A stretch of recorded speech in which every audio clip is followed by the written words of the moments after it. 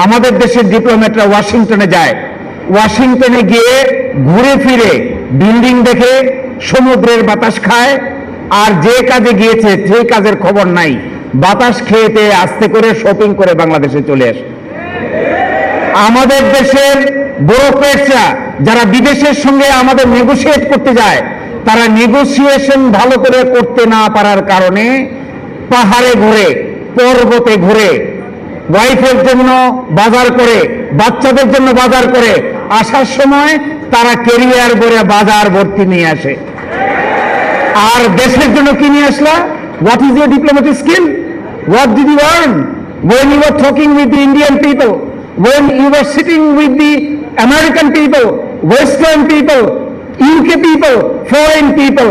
তখন কোয়েশ্চেন আসে, কোন ডিপ্লোমেটের চাইতে বেশি স্কিল আছে?